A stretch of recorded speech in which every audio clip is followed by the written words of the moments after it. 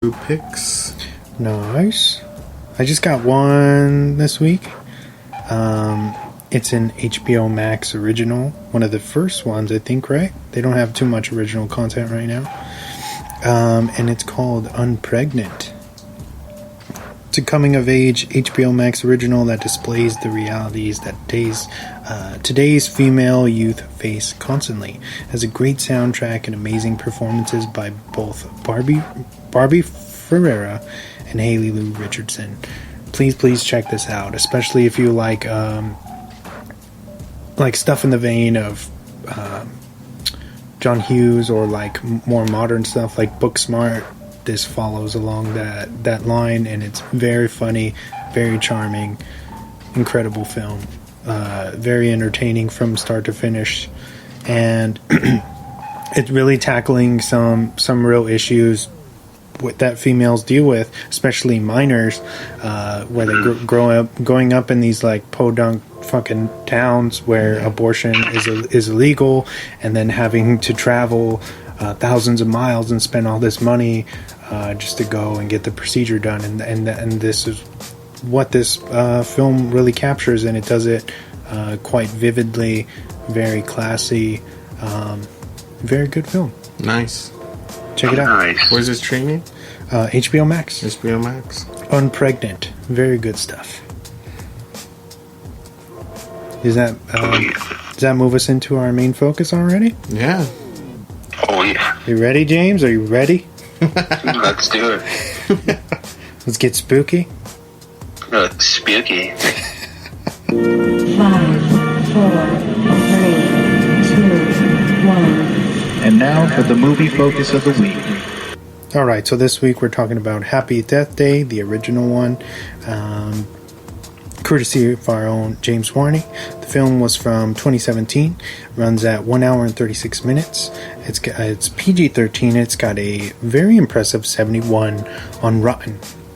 It's directed by Christopher Landon, starring Jessica Rothe, Israel Broussard, Rachel Matthews, and Ruby Madine. The story follows a college student who is murdered on her birthday and finds herself trapped in a time lapse where she is forced to relive her birthday time and time again, and ultimately try to crack the case of her own murder. The origins of the film dates back to 2007 under Rogue Pictures, with Megan Fox originally attached to star. While that never happened, the script was then rewritten by Chris Landon, the director now. Although the rewrite was praised, the film was ultimately shelved by the studio for years until Landon actually resurrected it by sending it to Jason Blum of Blumhouse Studios, who would greenlight the project. The film was then announced again in 2016 under the working title Half to Death. In 2017, the film was officially retitled Happy Death Day. I believe this film is a great gateway horror picture. Being that it is PG-13, it feels very lighthearted despite its dark take on the subgenre created by Bill Murray's Groundhog's Day. The film also delivers a very fresh and meta take on familiar slasher tropes, successfully blending two unlikely genres into one and having a blast doing it. It's easy to see the many influences the film wears on its sleeve. Some prime examples being 16 Candles, Back to the Future, Scream, I Know What You Did Last Summer, and even the original Halloween. Blumhouse released this film on October 13th, 2017, with very little competition and horror fans hungry for something related to horror. The film became an unlikely hit at the box office, scaring up $125 million against a measly $4 million budget.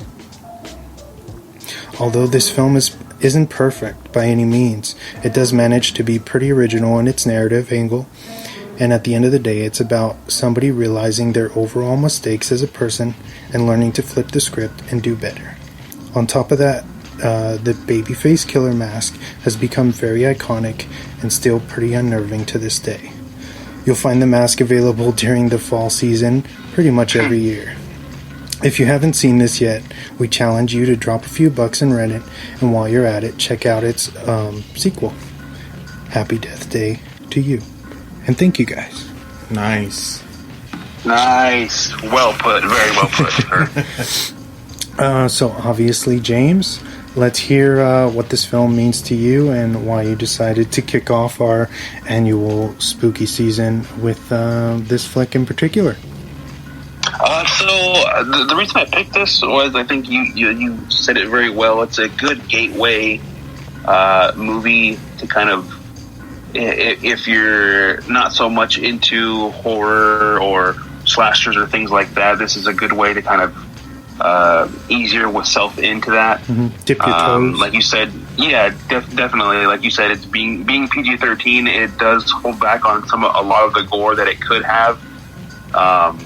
And I think it still does the job, even though it's PG-13. It still holds up, and that in just still being a great horror / comedy time traveling movie, whatever category you want to put this in. But I don't know. To me, this was it's a really fun movie, and I just thought it would be a fun way to kick it off. It's a really cool concept. Instead of like Happy Birthday, it's Happy Death Day, obviously from the name of the title. But it's a funny story. I actually, I don't think I saw this movie in theaters. I think I just remember buying this movie on a whim at, I think it was Target or somewhere where I bought the Blu-ray, and ended up watching it at home. And at the time, it's funny, I know I talk about it all the time, Jordan is really into scary movies, and I thought this would be a fun movie to watch with him. And he still to this day loves this movie. He, at one point, I believe it was last year, before he changed his mind, like probably 10 or 20 times at least before Halloween, but he actually wanted to be the baby-faced murderer for Halloween last year. He'll still put on like a weird mask that he has here, and he'll put on a black sweater with a hoodie, and then he'll put on his tennis shoes and his black jeans, and he'll run around the house, and he'll pretend to be the murderer from the movie. So maybe it's a little more not nostalgic, but sentimental value for this movie, for me at least. I remember the first time watching it, I definitely had a fun time, and there was not so much anymore, but because I've seen it a million times, but it is still very creepy, especially when they show the killer kind of just standing in the corner or in the shadows, and you hear that ominous music play in the background. But it is definitely a fun movie. It doesn't take anything away from it that I've seen, even though I've seen it, like I said, a million times. That's pretty much the reason why I picked it, and I thought it would be a fun way, like I said, to kind of kick off this horror spooky season that we got going now. Oh yeah, nice. Yeah. I know you've seen this before, Wes, but have you seen this one before, Diego? I haven't. This is actually a first watch for me. I know I've heard you guys talk about this for quite a while, and I was like, oh, let's watch it. Let's see what's up. But it was a fun ride. I actually pretty much enjoy it. It's kind of like Wesley and you said, like Groundhog's Day, but just like it has some murderous theme to it. And the thing that I wanna I love, and you guys know that cinematography is big for me, and I love the cuts in this. I thought for them to be PG-13, I thought it was going to be like a little bit more like not that gory or anything, but they made up for it in the cuts. And I feel like when they were murdering Tree, I felt that they did marvelous with the cuts, with her waking up and like her kind of like feeling the effects of what killed her, and that was so big for me, because it really just I'm just a fan of like that cutting pattern.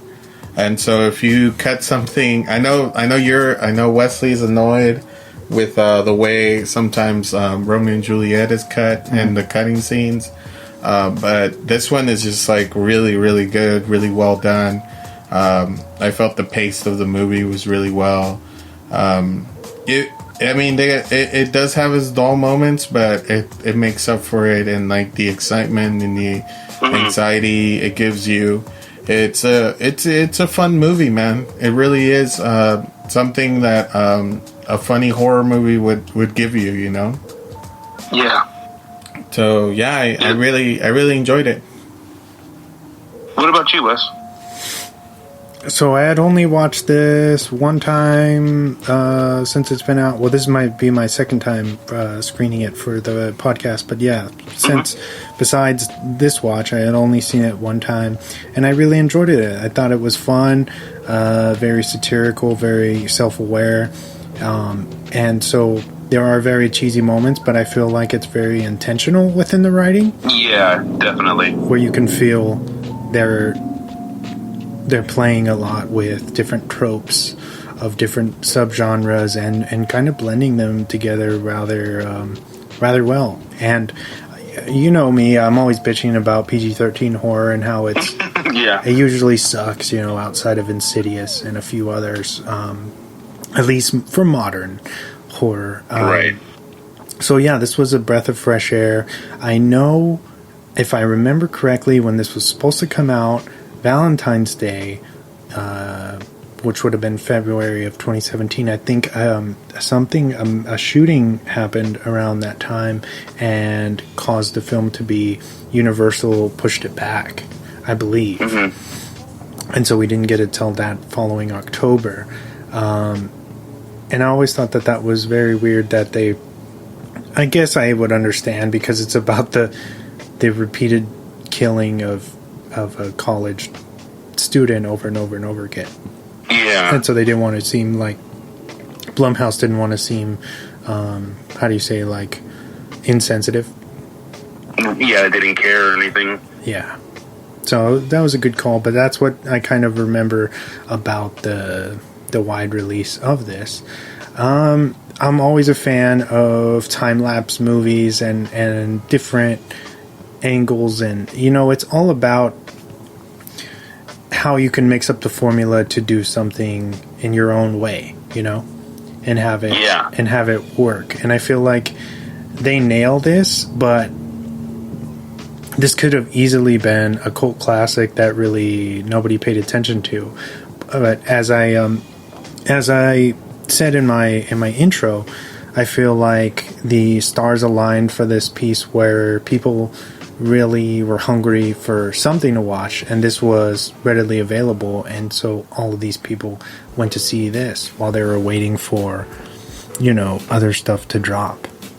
Oh yeah, definitely. Like you said, I think it does a really good job of how you said pulling together different things from other movies and playing with those, and it still creates like an extremely fresh new take while using, you know, other things and pulling inspiration from other movies or genres and things like that, and still making it new and fresh and enjoyable for people to watch and I feel like that was surprising, and I think it was a really good move on them to move that back.